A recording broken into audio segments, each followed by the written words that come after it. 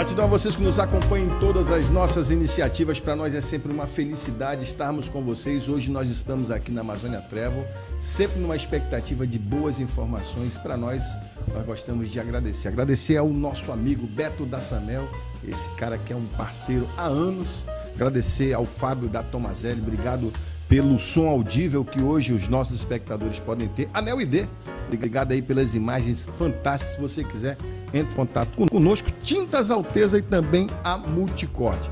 Claro, não podemos fazer nada sozinho. Jacó, Narlisson, João aqui conosco, quem filma a equipe toda por trás, para que nós possamos levar até vocês as informações que nos são aprazíveis e, principalmente, deixar falar quem quer falar. E eu já vou começar o programa nessa pegada, né? A gente já viu alguns comentários, vocês estão comentando aí, algumas pessoas comentando, e escreve o que quer, ouve o que não quer, né? Nós não estamos aqui para promover ninguém. Os microfones da Amazônia Travel, eles são abertos. Se você quiser perguntar, conversei com o professor José Melo e ele disse, olha, eu respondo, sem problema nenhum. Mas nada de atacar, nada de agressão, a gente vai perguntar. E eu já vou logo perguntando isso. Primeiro, agradecer a presença do professor José Melo. Obrigado pela presença, oportunidade boa de nós conversarmos. Muito obrigado. Bem, inicialmente quero agradecer essa oportunidade, sobretudo por interagir com uma cabeça tão brilhante como a sua, pessoa inteligente, etc. Acho que o programa vai ser muito legal. E queria dizer a todos que nos estão vendo nesse momento que eu estou à disposição para as perguntas, respondê-las da forma mais tranquila possível, até porque essa é uma boa oportunidade para que a gente possa tratar muitos assuntos, né? Assuntos de natureza pessoal, se for o caso, mas também tratar do futuro do Amazonas, né? E nós estamos aí com uma proposta que se volta para a exploração de forma racional das riquezas do Estado. Só para citar um exemplo, para nós iniciarmos o programa, o Brasil tem 49% da floresta da América do Sul. O Amazonas tem 1/3. São 97 mil quilômetros quadrados, dos quais 1,5 milhão de quilômetros quadrados, dos quais 97% preservados. Então, o povo do Amazonas, ao longo da sua existência, preservou 97% da floresta amazônica. Se o mundo nos remunerasse isso pelo valor hoje do carbono, do sequestro, seria 55 bilhões de dólares que a floresta sequestra de carbono todo ano. Veja, o governador Wilson Lima tem hoje uma receita espetacular de 24 bilhões de reais ano. Nós estamos falando de 270 bilhões de reais que o Amazonas está deixando de receber, porque o mundo até hoje não entendeu que as florestas tropicais, e eu não estou falando só da nossa, não, no centro da África tem 15 países pobres, mas que tem também uma floresta que presta um papel igual esse. Mas se você vai lá para a Ásia, também tem, e assim sucessivamente. São essas florestas que permitem que a umidade circule o mundo e chova onde tem que chover. Não tem... Bem, mas ninguém fala em remunerar isso aí. Então, a floresta amazônica ela é importante, tem muitas riquezas, que acho que nesse programa a gente pode discuti-las, né? Só com uma coisa. Nós não estamos aqui, nem eu nem você, propondo explorar nada de que exista no Amazonas se não tiver o conceito de sustentabilidade, né? A natureza não aceita mais as agressões que o mundo fez. Então, a matriz econômica ambiental, que deve ser objeto da nossa discussão aí em algum momento, ela visa pegar essas riquezas todas que o Amazonas tem, e são muitas, e que são mensuradas já em termos de quantidade e de valor monetário, e criar conceitos ambientais e técnicos para explorar essas riquezas todas de forma sustentável, gerando emprego e renda para o Amazonas e também muitas riquezas para o Brasil e uma moeda de troca, né? Nós temos aqui água e sol em grande abundância e temos um mundo faminto. Por que o Amazonas não pode se transformar no maior produtor de peixe de água doce do mundo? Pode, né? Mercado tem. Mercados são imensos. Só a China compraria qualquer quantidade de proteína que nós produzíssemos aqui. A proteína de peixe de água doce, ela é muito mais vantajosa do que a carne vermelha. O percentual de toxina é bem menor, portanto, você vai ter uma digestão bem melhor e você vai ter, o organismo vai precisar de menos energia para poder triturar aquilo para se transformar em energia. Então, nós estamos falando de uma proteína absolutamente saudável e que tem abundância aqui, e que o Amazonas pode, com toda certeza, nos próximos, 5, 10 anos, se transformar grande produtor, talvez o maior produtor de peixe de água doce do mundo, gerando milhares de empregos aqui, bilhões de dólares entrando aqui e ajudando o Brasil, que já é campeão de vários produtos, grãos, carnes, frango, essas coisas, que ele pode colocar no seu elenco de produtos exportáveis, mais um, né? Os peixes da Amazonas. E olha só que convite legal nós vamos fazer para os investidores. Venha para o Amazonas, produzir peixe, ganhar dinheiro e você está contribuindo com a floresta em pé. Então, acho que a gente pode navegar por aí esse programa de hoje. Pela introdução, o professor José Melo já deu aí mais ou menos um norte do que nós vamos falar, mas como eu sempre começo o programa, eu peço para que o entrevistado ele se apresente, né? Quem é o professor José Melo, a carreira toda de professor a governador e de governador a cassado pelo seu mandato. Então, fique à vontade, professor. Pois não. Bem, vamos lá. Eu nasci lá no Rio Juruá, no Seringal. Meu pai é seringueiro. Meus primeiros ensinamentos foram, então, os ensinamentos de um seringueiro, né? Cortar seringa, tarrafiar, subir no açaizeiro, pegar o látex e defumar, como a gente fazia naquele momento. Enfim, isso foi o meu primeiro aprendizado. Depois a minha mãe disse ao meu pai que não queria aquela situação para os seus filhos e nos colocaram dentro de uma chatinha. Viemos aqui para Manaus, daquela movida a lenha, né? Eu, meu pai e um senhor que trabalhávamos no outro seringal, que também resolveu vir para Manaus. Pagamos a nossa passagem trabalhando dentro daquela chatinha, chegamos em Manaus. Meu pai foi ser o cortador de borracha ali em frente ao relógio, do JG Araújo, e eu fui ser jardineiro e vender fruta na rua. Depois conheci um juiz que depois se transformou em desembargador, doutor Ama Ituaçu, e ele pagou para mim uma aula de datilografia. Eu passei, depois fui ser datilógrafo da universidade, tive uma carreira na universidade, até o professor Randolfo Bittencourt me convidar para ser delegado do MEC. Eu fui delegado do MEC. Aí o Amazonino me encontrou em Tabatinga e convidou para ser o seu secretário de Educação. Eu fui secretário de Educação do Amazonino 2 vezes, fui secretário do município de Manaus, de Educação também do município de Manaus. Depois fui deputado federal por 2 legislaturas, deputado estadual, fui secretário de produção, o IDAM era secretário de produção, fui secretário de governo, fui secretário do interior, fui delegado do Ministério, já falei, depois vice-governador, governador. Né?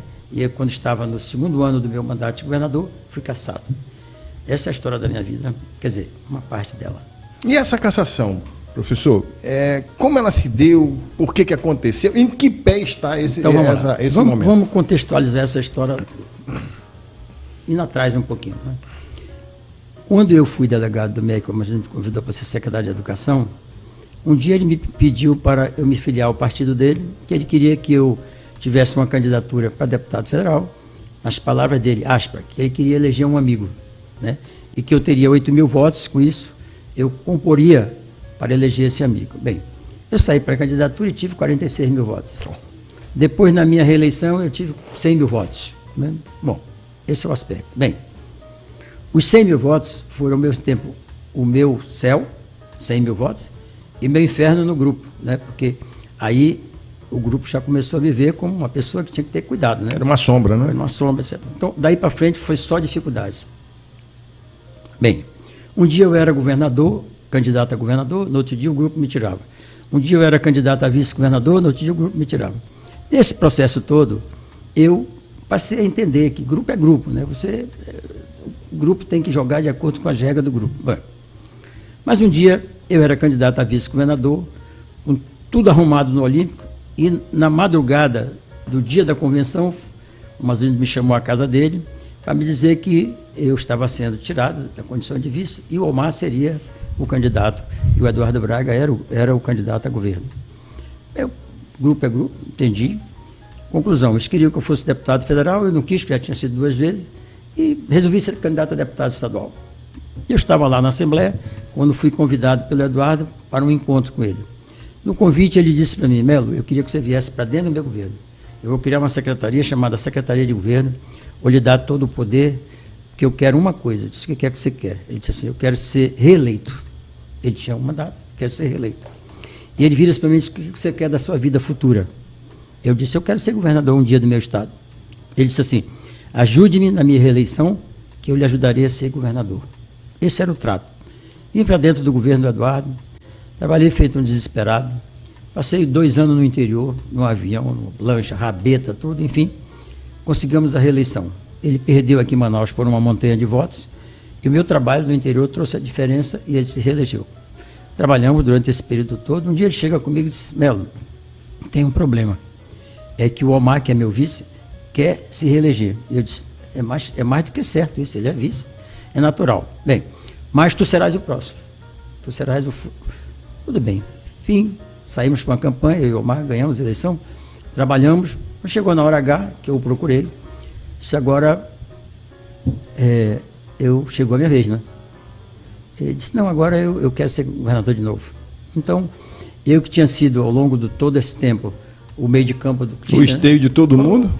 Tal, estava lá, e o Amazonas cabeceava, o Amatu cabeceava, disse: me deixa cabecear uma vez. Não, agora eu quero cabecear de novo. Aí saímos por uma disputa, eu e ele.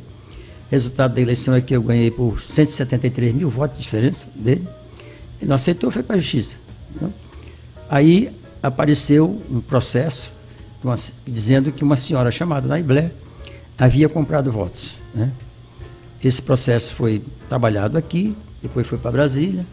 Em Brasília, eu já estava 2-0 para mim, o relator e um outro ministro votaram a favor do processo. Depois eu acabei perdendo por 4-3.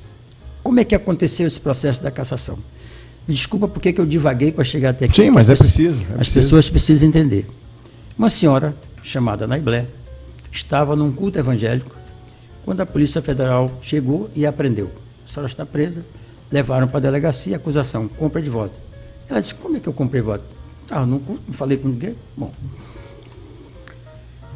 na instrução do processo, o juiz instrutor só admitiu 2 testemunhas, os 2 policiais federais que prenderam a Naiblé. Mas quando instados se viram compra de voto, os 2 policiais federais disseram: não, eu não vi compra de voto. Aí o juiz pergunta: e o que você viu então? Olha a pérola, uma reunião estranha. Então, um governador de estado, eleito com 163 mil votos, com 173 mil votos de diferença para o seu adversário, foi preso por causa de uma reunião estranha. Bem, a dona Naiblé, não satisfeita, ela ingressou na justiça. Aí eu fui cassado. E ela foi lutar. Agora o processo dela transitou em julgado e ela foi considerada inocente. A justiça reconheceu que ela, na condição de sentada num culto evangélico sem falar com ninguém, não tinha como comprar voto. Automaticamente, professor, se ela é inocente, automaticamente a inocência também deveria passar para o senhor. Só que na justiça brasileira não é bem assim. Então, eu, como prejudicado, tenho que entrar. Foi o que eu fiz agora, não é? Eu ingressei no TSE, ainda está lá para ser julgado, e se perder, eu vou no Supremo, porque como é que eu posso ter sido cassado se a pessoa que, segundo dizem, comprou voto... Se o crime não existiu. Não existiu, né?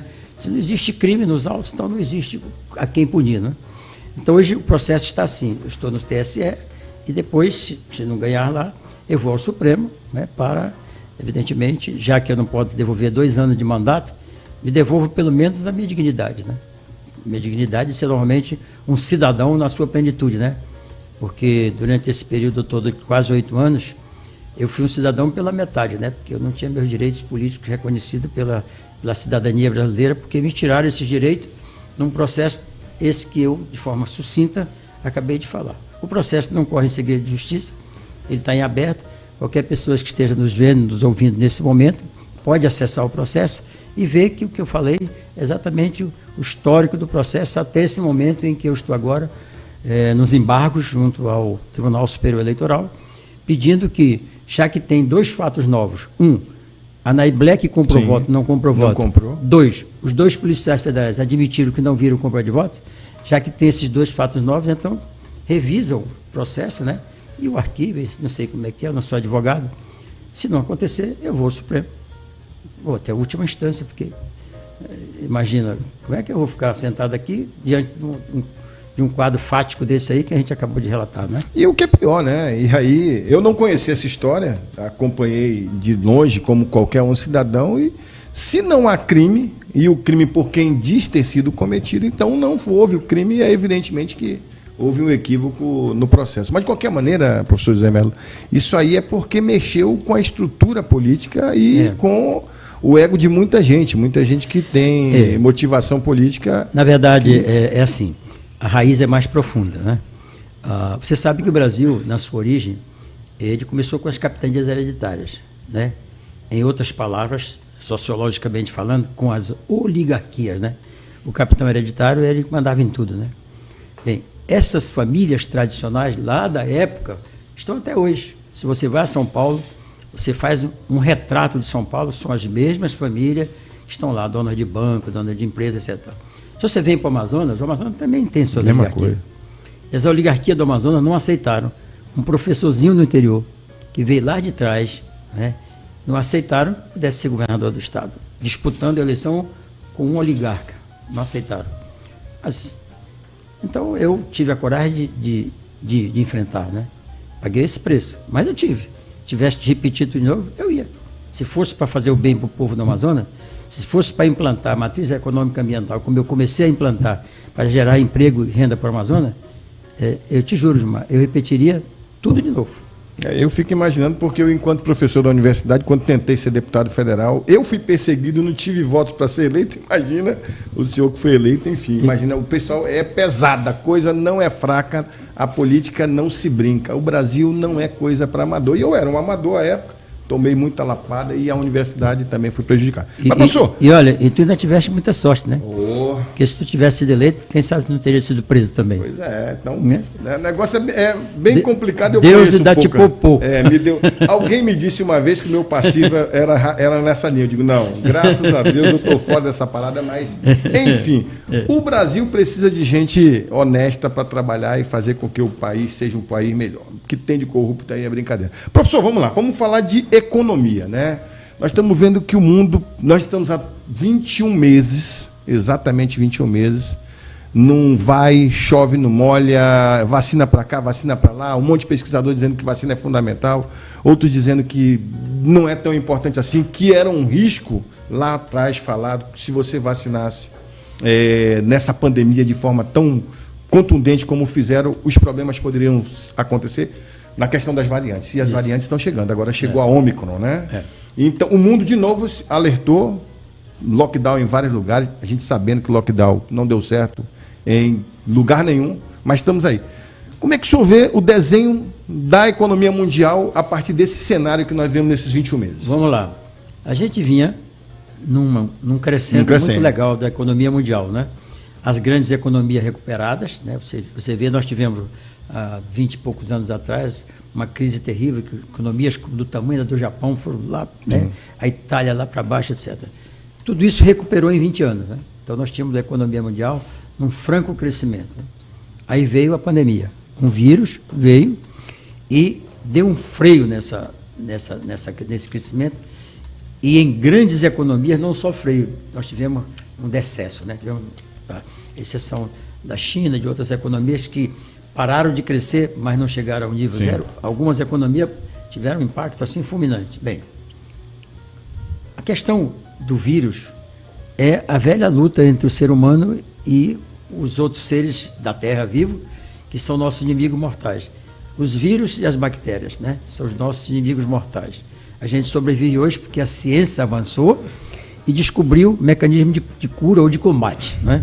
Então, você veja, se voltarmos à história, nós vamos ver que lá atrás nós tivemos aquela mortandade imensa de pessoas, né, na Europa, chamada peste, que naquela altura você não tinha conhecimento científico para identificar, né?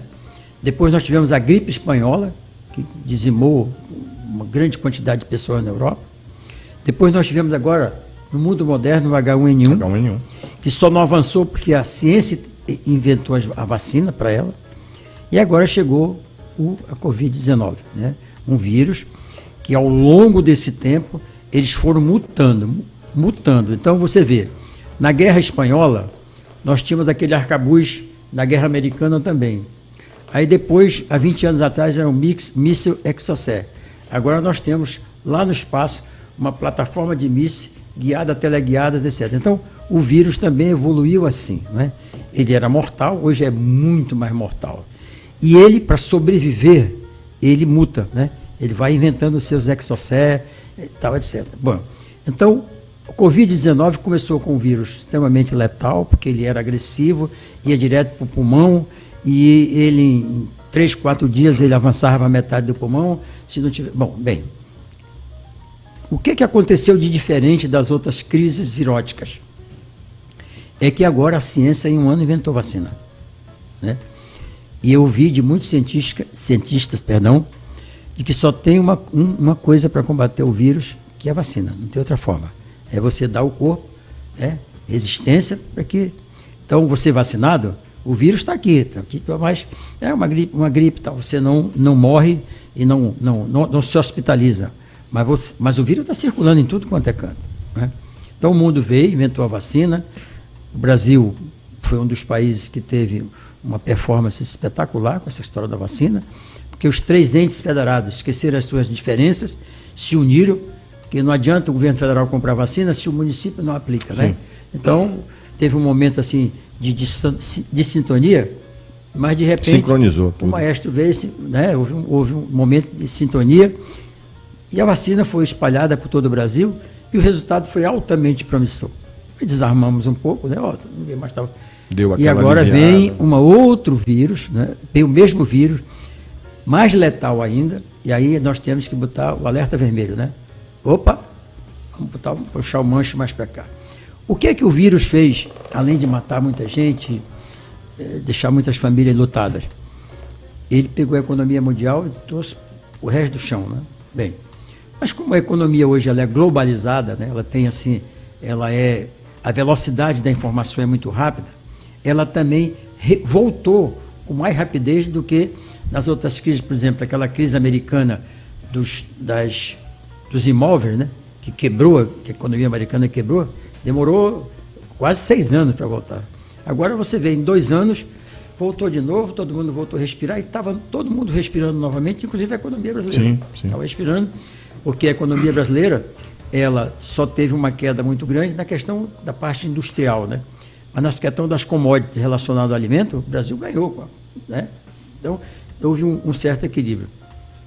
A pergunta as vacinas que nós tomamos, eu já tomei a 3ª, ela vai me dar condições de eu resistir ao próximo vírus que vem aí, né?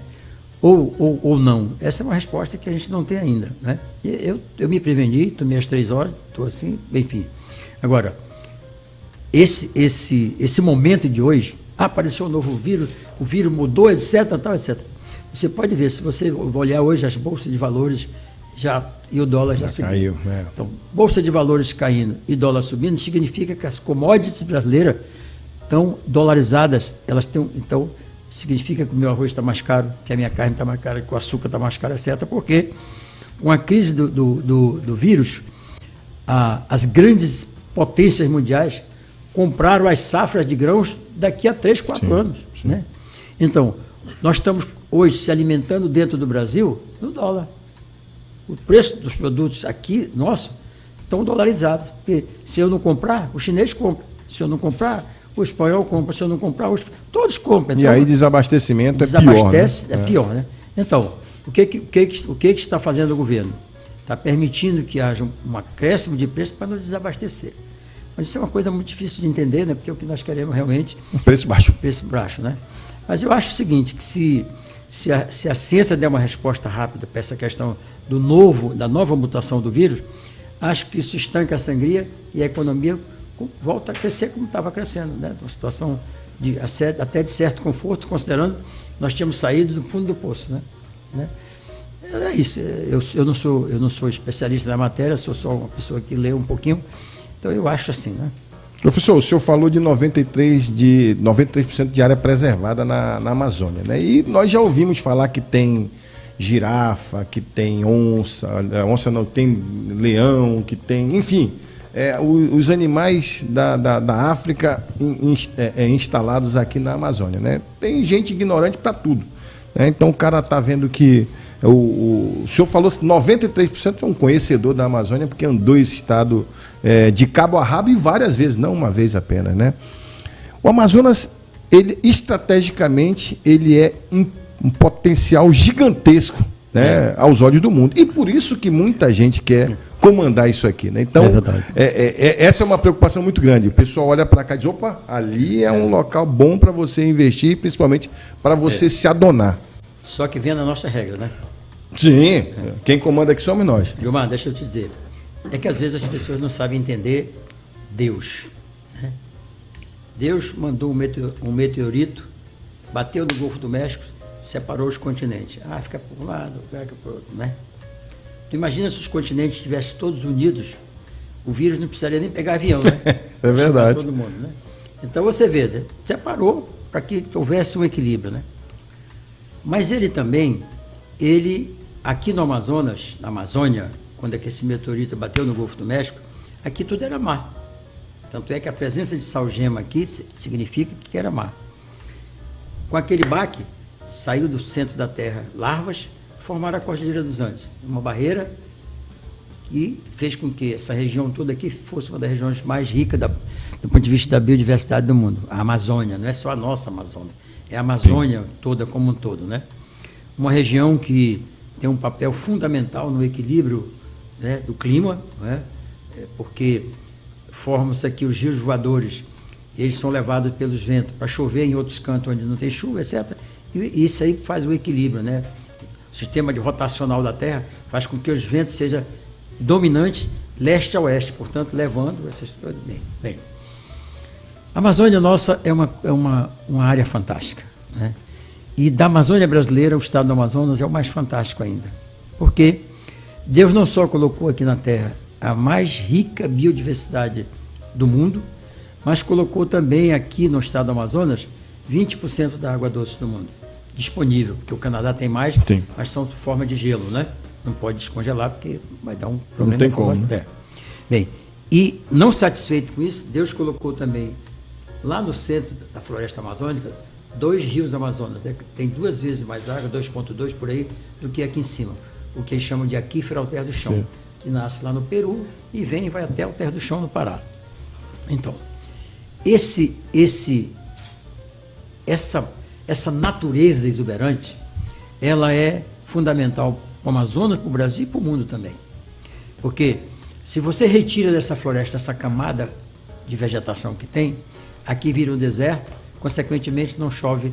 Os países da América Latina, quase todos, aqui chove na Argentina, chove em todo canto, que é a umidade misturada com a do mar que vai para lá. Então, o conceito de floresta amazônica preservada é um conceito que tem aceitação no mundo todo. Acontece que o mundo não quer pagar por isso. Não é só para nós, não. Para a África, para todo mundo. Mas e como é que fica, então, as outras riquezas que tem aqui no subsolo? Nós temos 96% do nióbio do mundo aqui. Nós temos, em volume, a maior mina de estânio do mundo aqui. Nós temos potássio para 80 anos do agronegócio brasileiro. E o Brasil importa 90% do potássio que consome. E hoje nós estamos com uma crise. Grandes empresas do Brasil pararam porque não tem potássio. Sim. Porque as empresas que produzem potássio no mundo tiveram um problema de greve, etc. E fizeram uma coisa igual que a OPEP fez. Se juntaram para fazer um sobrepreço. Então nós temos uma espada na nossa cabeça de falta de potássio quando o Brasil tem aqui para 80 anos do agronegócio brasileiro. Nós temos de madeiras já envelhecidas, que num processo de manejo florestal, você dividiria a área em 10 pedaços. No primeiro ano, o meio ambiente chega lá e diz, essas 4 árvores aqui estão velhas, você pode tirar. Você tirava. 10 anos depois você volta, a floresta está compacta de novo, você tem mais 3 árvores. Então, você tem isso. Você tem, aqui no Amazonas, peixes de água doce mais proteico do mundo, né? Você pega, por exemplo, um peixe liso, a quantidade de gordura que ele tem é fantástica. Você pega o pirarucu, mas você tem o tambaqui, que é um peixe de grande aceitação hoje no mundo todo, mas você tem o matrinchã, que tem 2 vezes mais ômega 3 do que o salmão.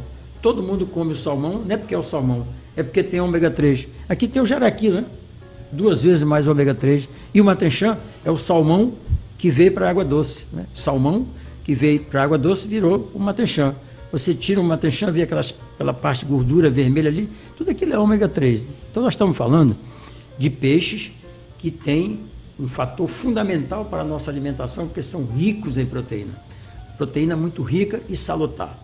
Então, se você tem água em abundância e você tem esses peixes, falta vontade política e governamental, etc., para você transformar esses campos que tem aí já degradados, essas áreas que tem meia dúzia de cabeça de gado, em tanques, criar peixe. Dá muito mais do que o gado e você está preservando a natureza.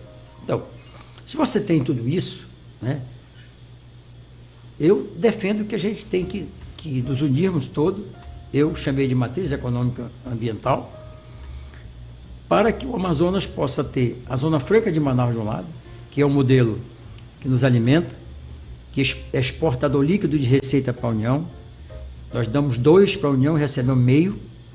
Então significa dizer que uma escola no interior do Ceará pode estar sendo construída com os impostos gerados aqui na Zona Franca de Manaus, a mesma coisa um pronto-socorro. Nós somos exportadores líquidos do Fundeb. Nós compramos aproximadamente 75% das matérias-primas que nós usamos nas nossas indústrias aqui no sul do Brasil, no leste e no sul do Brasil. Significa dizer que a Zona Franca de Manaus é um modelo econômico distributivo, né? Que distribui serve renda aqui, mas serve para todo o país. Então, hoje, ninguém vem dizer que a Zona Franca de Manaus é um modelo que sangra o país. Ao contrário, é um modelo que evita importação. É um modelo bom, mas é um modelo assim que não está na nossa decisão. Aqui é quando um ministro baixa uma portaria, prejudica, etc. Então, a proposta é, a Zona Franca de Manaus permanece, linda, maravilhosa, etc., mas ao lado dela uma irmãzinha que tem que nascer com o nome de Matriz Econômica Ambiental, para que o Brasil possa explorar o potássio que está aqui e deixe de ser dependente de importação, para que o Brasil possa explorar as imensas bacias de gás que tem aqui, aproveitar o Leão de Tucuruí, fazer imensas usinas geradoras de energia elétrica a partir do gás, para levar essa energia para o resto do Brasil e baratear a nossa aqui, né? Nós não queremos nada, queremos só pagar metade do preço que pagamos hoje de energia e pronto, o resto do Brasil se beneficia disso. Nós podemos nos transformar na questão grande exportador de peixe, de água doce do mundo. Nós podemos nos transformar aqui em 2 grandes polos de cosméticos e de fármacos, porque grande parte dos cosméticos que as mulheres, todos nós usamos, vem de uma fruta, de uma folha, de uma flor, etc., de uma floresta tropical. Hoje tudo acontece e a gente não gasta nada. Temos frutas de grande aceitação internacional, como açaí, buriti, acerola, camu-camu, e que poderíamos pegar esses produtos que hoje são retirados da natureza, aproveitar o projeto de peixe entre um tanque e outro, colocar açaizeiro, colocar camu-camu, colocar acerola, que tem aceitação no mundo todo, né? Então, eu estou falando de uma matriz econômica ambiental que explora as nossas riquezas sustentavelmente, de forma sustentável, né? Sem ferir a natureza, sem tirar uma árvore, nem nada. Olha, nós estamos vivendo agora um problema que nós fomos manchete mundial. Aquela questão do madeira, do ouro do madeira. Foi uma manchete mundial. Se você for ao mundo todo, nesse momento, tem alguém garimpando ouro. Sim. No mundo inteiro, qualquer lugar do mundo, né? E por que aqui é problema? Porque não está dentro da legalidade. Na matriz, a proposta que eu faço é trazer esse quesito para a legalidade, que olha, o Brasil, o Amazonas tem ouro no Rio Negro, em grande quantidade, no Japurá, em grande quantidade, tem um rio chamado Boré, que é todo de ouro lá, grande quantidade. Nós temos no Jutaí, nós temos no Içá, nós temos no Madeira e temos aqui na encosta do Amazonas com Pará. Ouro em tudo quanto é canto. E quanto desse ouro ficou de impostos para o Amazonas? Praticamente nada, né? É mensurável assim, né? Mas quantas escolas poderiam ter sido construídas com os impostos gerados por esse ouro? Quantos hospitais? Por exemplo, o Madeira poderia ter um hospital com especialista de toda a ordem, porque está rico lá, né? Bem, qual é a proposta? É trazer todo mundo para a legalidade ambiental e a legalidade legal da lei mesmo, desculpa a redundância. E aí é o seguinte, todo mundo ganha dinheiro. Olha só, o grama do ouro hoje lá no garimpo é R$60, mas na Bolsa de Londres é 300. Por que o garimpeiro entrega por R$60? Porque ele é quente, né? Ele é um ouro que ele tem que se livrar logo. Porque, rápido. Porque acolá pode vir, né? Enfim. Então, se vier para a legalidade, se as autoridades brasileiras se reunirem, tiverem juízo e colocar as bases legais para isso aí, os garimpeiros vêm produzir, não terão mais o desconforto de ver suas balsas, suas coisas todas, porque, né? E todo mundo ganharia. Ele deixaria de ganhar R$60 por grama de ouro, na pior das hipóteses, uns 180, né? 3 vezes mais, né? Porque o ouro não é quente, ele produzia, entregava legalmente, recebia, né? Ganhava os municípios, porque geraria uma riqueza enorme, como é o caso de Presidente Figueiredo, que é um município diferenciado, Coari, que é um município diferenciado. Está aí 2 bons exemplos, né? E não teríamos mais o desconforto de ser manchete internacional, num quesito onde o mundo todo explora também, não é? Se você vai ao Canadá, está lá, todo canto, todo mundo explora. Aí aqui, como é uma região de trópico úmido, uma floresta amazônica, onde todo mundo olha, vê, etc. e tal, aqui tem que ter regras diferenciadas. Mas o que eu não concordo é que essa regra não exista. Exista, vamos lá. Se tu quer ser garimpeiro, tem que ter regras. Mas nunca mais vão queimar tua balsa, não é verdade? Então eu acho que... Se legaliza, fica bacana para poder trabalhar sem problema nenhum. E assim, você ainda vai contribuir para a construção da escola do teu filho, do hospital para você, etc. e tal. Então eu acho que falta um pouquinho de, né, um tchanzinho aí das autoridades para chegar a um denominador comum. Professor, os olhos para nós, lá, os olhos para a Amazonas, eles são, têm um foco diferenciado. Por exemplo, vou citar aqui o exemplo da BR-319, que eu estive em Humaitá há alguns meses atrás e eu fiz, inclusive, um programete falando a respeito dessa situação. Que há anos, e aí os ambientalistas vêm dizer que não pode, porque cortou a floresta está cortada há muito tempo. E, para nós, amazônicas, essa estrada ela é importantíssima. Inclusive, ajudaria nessa matriz econômica ambiental. Está dentro do propósito, além de outras estradas aí que estão abertas e que não são utilizadas. Vamos lá. A BR-319 é, para nós amazonenses, uma saída do isolamento que nós vivemos. Né? O amazonense ou pega um barco, vai até o Pará, depois pega um carro e vai embora, ou pega um avião, os preços que estão. Outra alternativa seria a BR-319, como alternativa do ir e vir do amazonense. Mas a BR-319 não tem só um problema ambiental, não. Né? Se você for ver a BR-319, ela tem os primeiros 110, 120 quilômetros totalmente antropizados, não tem árvore mais, porque tiraram e implantaram uma matriz econômica de criação de gado, etc. Está lá. Eu estou falando de Altaz, Calha da Vaza, Calha de Castanha e Manaquiri. Aí você chega depois do Tupana, você tem o chamado trecho do meio. 420, Moraes, 420, 440 quilômetros. O trecho do meio. 420, trecho do meio. Né? 462 quilômetros que estão na região mais rica de fauna e flora que eu conheço na Amazônia. Depois nós temos uma Mirauá, que é uma coisa diferenciada. Mas é lá. A pergunta é, isso tem que acabar? Não, né? Se é tão rica assim, não tem. Bem, mas é justo a gente não ter. O homem colocou hoje no espaço não sei quantos mil satélites, que faz com que essa nossa fala esteja, se quiserem, na Índia, né? Nos Estados Unidos, em qualquer lugar. Né? Já um link está lá, não está? Não está? Então, por que não pode fazer uma estrada protegida, uma estrada parque? Se quiserem cercar, cerque. Se não quiser, coloque câmera de monitoramento de 80, afinal de contas, passa ali atrás a fibra ótica, passa do lado ali a fibra ótica. Então, pode ser feito com os resguardos ambientais. Pega o Exército Brasileiro, faz um convênio e ele bota no começo e no fim o Exército, proteção, um drone, etc. Isso. Então, o motivo não é tanto ambiental, sim. O ambiente quer que aquele trecho do meio seja preservado, e eu também quero. A questão da BR-319 tem um outro viés, que é o viés econômico. Né? É que hoje 98% da matriz de transporte do estado do Amazonas é por navios ou por balsas e rebocadores. É uma matriz onde um único rebocador sai daqui com 400, 500, 600 mil balsas. Eles botam 3 balsas, containers, e botam 2 rebocadores atrás e levam até Belém. Então, a pergunta é, como é que eu faço para passar 30 ou 40 mil contêineres pela BR-319 por ano, né? Então, a mudança dessa matriz hoje levaria tempo e também a construção de uma estrada que fosse altamente resistente para suportar isso aí.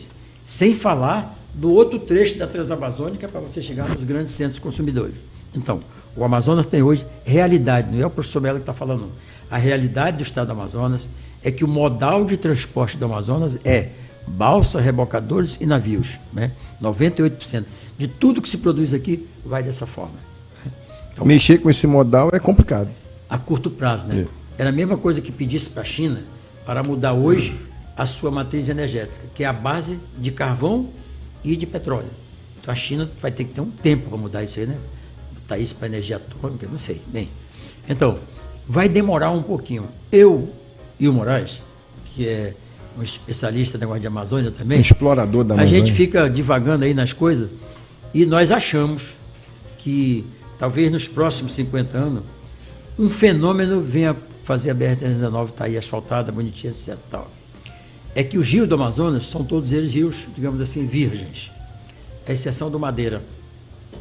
É um rio que, com a construção das duas hidroelétricas lá de cima, o Giral e outro, aquilo ali fez um assoreamento do Madeira. Ele era um rio que tinha uma profundidade, hoje tem uma profundidade menor. Quando detonaram as pedras para poder a navegação acontecer, porque você via navegando aqui, fazia uma volta, tinha um pedral aqui e uma praia mais na frente. O tamanho da balsa não permitia fazer a volta dentro do canal do rio. Então dinamitaram as pedras. Isto facilitou a navegação, mas colocou milhões de partículas no fundo do Madeira. Então o assoreamento do Madeira hoje está perto de Borba. Era acima de Humaitá, agora está perto de Borba.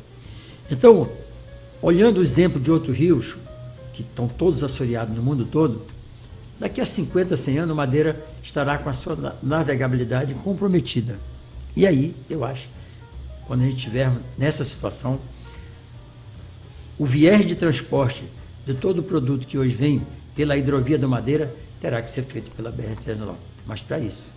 Então, eu imagino que esse fenômeno do Madeira vai possibilitar que no futuro se construa uma estrada parque no termo do trecho do meio, preservada, bonitinha, mas a estrada funcionando para trazer esses produtos que hoje vêm pela hidrovia do Madeira, de um lado. De outro, daria para o Amazonas uma saída para o resto do Brasil. E ainda interconectaria Roraima também, né? Somos nós os últimos dois isolados. Sim, isolados. O Acre já tem, não é? Sim. Somos dois estados isolados que tem hoje, né? Nós aqui e Roraima. Agora, professor, uma alternativa também para a nossa região, para o nosso estado, vamos falar do nosso estado especificamente, que é onde nós podemos tocar, né? Seria o turismo. Esse turismo que já é um turismo bastante explorado e que, por ignorância minha, pode ser ignorância minha, nós não temos um retorno tão favorável para a cidade, para o estado de uma maneira geral. Esse turismo sustentável seria uma outra alternativa. Seria uma alternativa e está lá na nossa matriz. Mas é assim, vamos lá, Gilmar. Se você olhar o turismo no mundo, ele tem turismo de fato histórico, tem turismo para regiões altamente industriais, tem turismo de museu. O nosso aqui seria um turismo que teria vinculado à contemplação da natureza e o nicho importante que é a pesca esportiva. Né?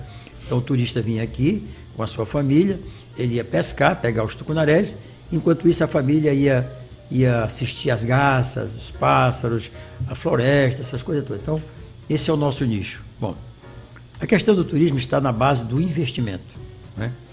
Porque nenhum turista vem para cá, a não ser os apaixonados por peixe como eu, vem para matar pium, carapanã, pidôs, pitejo, mas vem, ele quer pegar o peixe. Mas a sua família não. Então vamos lá. Nós temos a Costa Rica, país tropical, uma floresta igualzinha à nossa. Só que ela é 0,0 do tamanho da nossa, mas ela é uma floresta. Onde está a Costa Rica? A biqueira dos Estados Unidos. Um grande mercado de turismo. Então, é mais fácil você ir para Costa Rica, porque investiram $1 trilhão para fazer hotéis de luxo, tudo, etc e tal, estão lá, piscina, etc e tal, e que você abraça uma árvore, paga $10 para abraçar uma árvore, para pegar as energias da árvore, né? Só que aqui nós temos milhões de árvores muito mais grossas do que essa, ninguém abraça, né? E que dão mais energia ainda, né? Por quê? Porque o turismo no mundo hoje, ele é a função de 3 coisas. Os financiadores se juntam, as companhias aéreas também, e os donos de hotéis também, junto com os operadores, formam um pool e vão explorar o turismo. Então esse pool faz o seguinte, vamos supor, São Gabriel da Cachoeira. Tem poucos lugares no mundo mais lindo do que aquilo ali. Sem dúvida nenhuma. Então, se o Brasil tivesse juízo, já teria transformado São Gabriel da Cachoeira num local de turismo para quê? Para jogo. Se você vai a outros lugares do mundo jogar, por que não pode vir a São Gabriel da Cachoeira, preservar aquela imensa riqueza que tem lá? Bota lá o hotel, o cara vem com o seu Gulfstream, onde pousa lá, joga, tá, vai embora, mas deixa lá, né?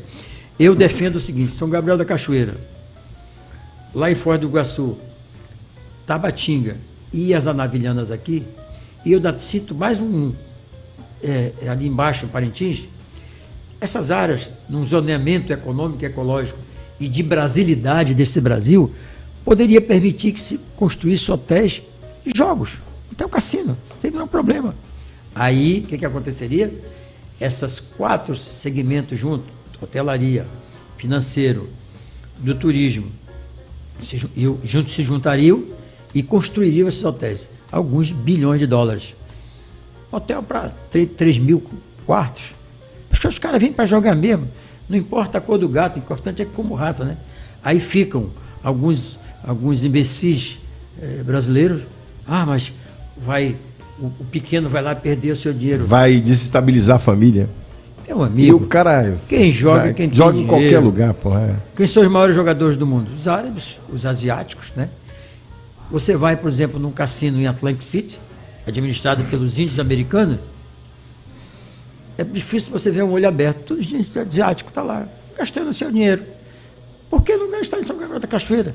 Porque alguns inteligentes do Brasil acham que não tem que ter cassino no Brasil. Em contrapartida, famílias pobres e ricas gastam fortuna lá no Paraguai. E esses mesmos inteligentes são aqueles inteligentes que pegam, atravessam a fronteira e vão jogar lá do outro lado. Então assim, eu acho que está faltando, assim, em relação à Amazônia, um pouco de criatividade, um pouco assim de sair dessa mesmice, porque é o seguinte, o que a comunidade internacional quer? Ela quer o conforto que tem hoje. Qual é o conforto que ela tem hoje? Ela tem 1,5 milhão de quilômetros quadrados sequestrando carbono todo dia para as fábricas que elas jogam na atmosfera o monóxido de carbono. É cômodo, eu não pago nenhum tostão por isso. É cômodo, né? Aí eu vou usar toda a força que eu tenho para criar um nicho internacional dizendo assim, não pode tocar naquela virgem. Sim. Uma merda. Não, mas é isso, mas que foi uma merda mesmo, professor. É? Agora eu lhe pergunto, né? Exatamente, onde é que está esse crédito de carbono que diz assim, não, temos que manter a floresta de pé? Mas tem 1 trilhão de dólares nos fundos. Que não chega. Que não chega aqui. Agora, tem uma coisa, tanto o Estado do Amazonas como o governo brasileiro tem que fazer seu dever de casa. Porque o crédito de carbono será uma commodity. Sendo uma commodity, ele tem que ter as regras de bolsa, né? Então a gente tem que fazer o nosso deverzinho de casa aqui, e o governo brasileiro também, para a gente acessar isso aí, não é? Aí o espectador que está olhando agora, assim, enquanto o senhor bebe essa água, diz assim, professor José Melo, o senhor foi governador e por que o senhor não implantou essa matriz econômica ambiental? Boa pergunta. Bem, eu fui governador 2 anos.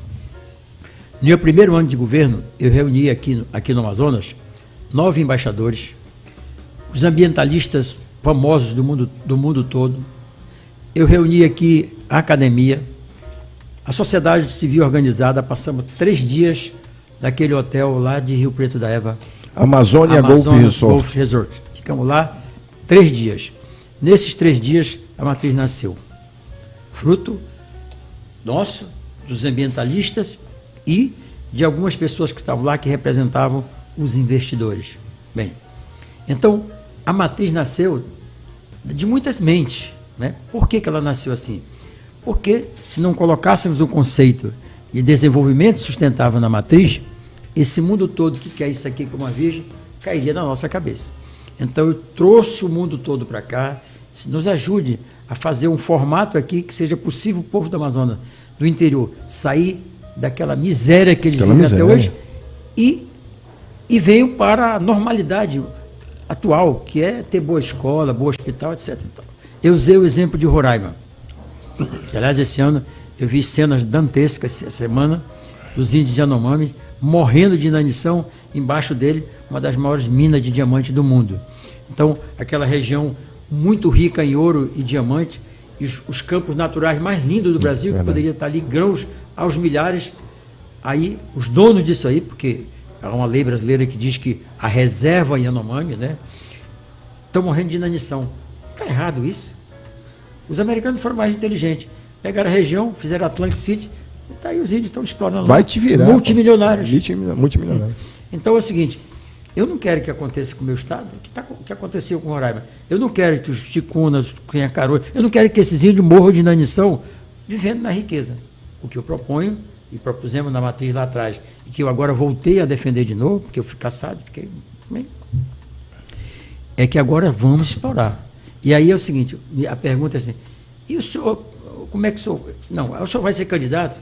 Sou pré-candidato, porque a lei é assim, eu sou pré-candidato a deputado estadual. Eu tenho a humildade de ter sido governador e voltar aqui para o pé da escada, porque é lá na Assembleia que vão ser estudadas e aprovadas as leis que permitirão aos investidores a resposta. O senhor tem, do ponto de vista ambiental e legal, está aqui as leis amazonenses que vão permitir que o senhor venha para cá, investir o seu dinheiro, ganhar dinheiro e vender o seu peixe ou o seu produto com selo ambiental, que o senhor está ajudando a preservar o maior ativo que nós temos no Brasil e no Amazonas, que é a floresta em pé. Esse é o maior ativo, vale 55 bilhões de dólares ano.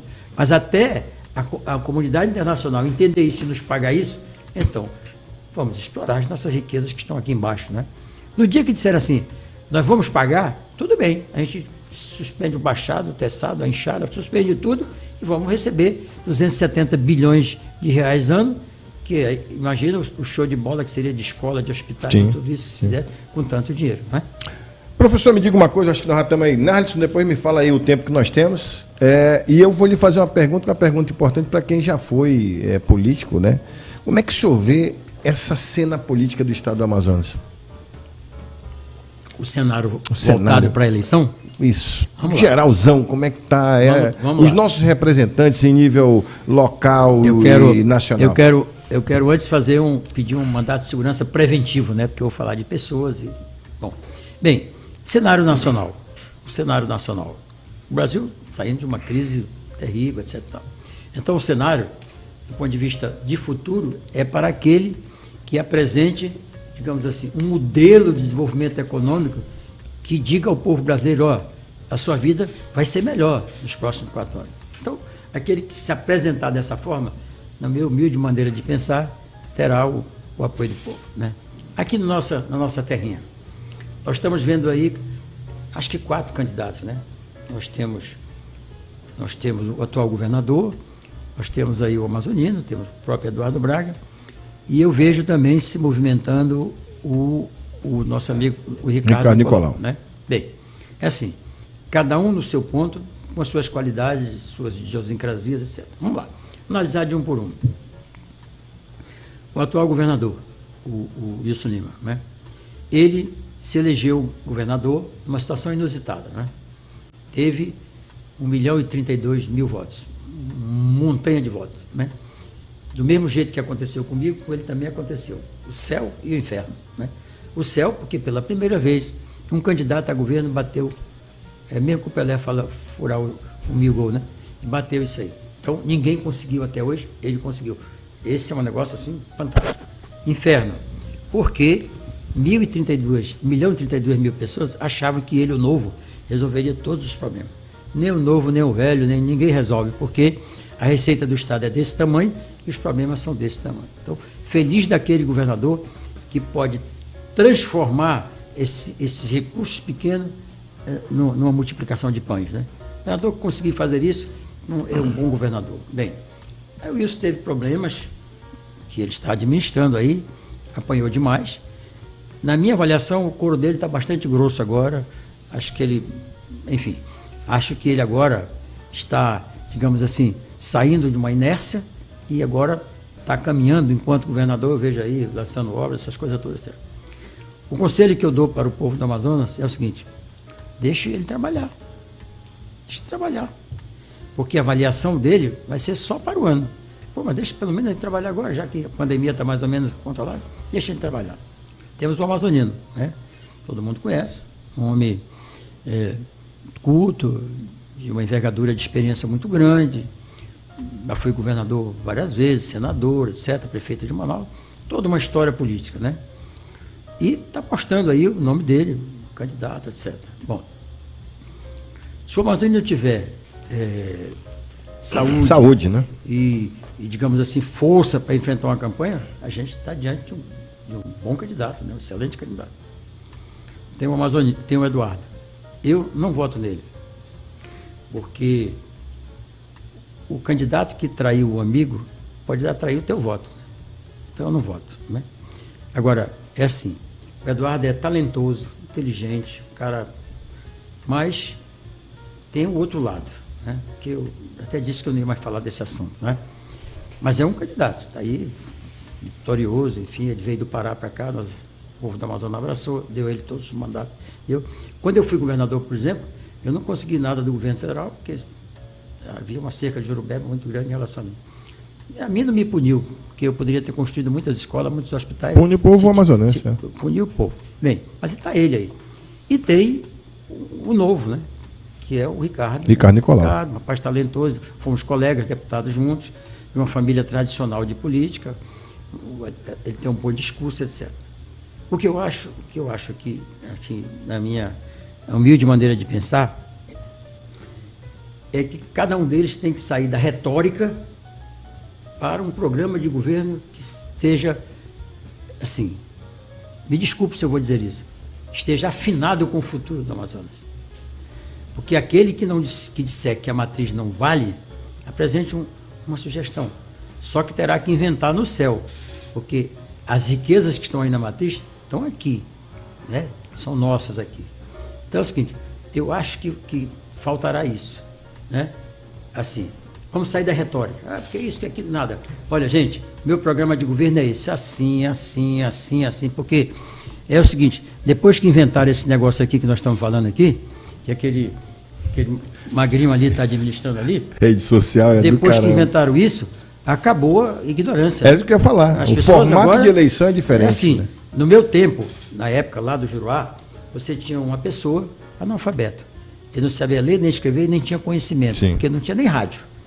Hoje você não sabe ler nem escrever, mas você tem tanto conhecimento que você sabe discernir, discutir, etc. Então, não adianta vir com um papo furado que não entra mais na cabeça daquela pessoa que é analfabeta, não sabe ler nem escrever. Então, hoje os instrumentos de informações são tão grandes que as pessoas hoje sabem discernir. Então, candidato a governo não tem mais que vir com papo furado, não. É com propostas concretas. Então, eu, por exemplo, estou esperando a apresentação dessas propostas para merecer o meu voto. Né? Eu acho que, assim, de um modo bem geral, isso, pedindo desculpas aos candidatos aí por eu ter dito isso, mas na verdade... Pedir avaliação, né? Mas na verdade você pediu uma avaliação e é isso que eu penso, e como brasileiro eu tenho esse direito, né? Não, tem direito e para nós é fundamental. E como o professor José Melo falou, né? Hoje os grandes conglomerados não conseguem mais colocar na nossa cabeça que bonito é bonito se for feio, não tem jeito. Então, se for ruim, a coisa vai ser facilmente descoberta e retirada as cortinas, não tem mais como você encarar. Eu, por exemplo, já me carimbei eu mesmo, eu sou baixinho, feio, né? Baixinho, feio e careca, então eu sou esse assim. Acabou, né? Não tem como, né? Não dá mais nem para poder fazer maquiagem, porque a lente vai lá te mostra claramente. Professor José Melo, obrigado pela oportunidade de trocar essa ideia, né? Para nós foi importante. Algumas pessoas, antes de ouvir a conversa, achavam que nós iríamos aqui promover professor José Melo, negativo aqui, ninguém promove ninguém. Se tiver que dar porrada, vai dar porrada. Se pintasse alguma pergunta aqui, eu estou vendo vários comentários elogiosos, dizendo que o senhor tem que voltar, né, que o senhor foi injustiçado, volta professor, enfim. Se aparecesse algum comentário aqui perguntando por quê? O senhor é ladrão, professor José Melo? Aí o senhor teria o direito de responder se o senhor é ladrão. Aí, evidentemente, que as câmeras estariam abertas para o senhor falar, para se defender, que é importante você ser acusado, mas ter o direito de se defender. Então, fique à vontade para as suas considerações finais. Olha, em primeiro lugar, quero agradecer pela generosidade do povo do Amazonas. Né? Eu passei 3 anos recolhidos, né, com as coisas que aconteceram na minha vida, e eu fui me refazer novamente, né? E nunca tinha falado disso, né? Mas ultimamente eu falei, expliquei da forma mais clara possível. E nos primeiros momentos que eu falei, ainda tinha assim algumas críticas ácidas, outras, etc. Foi.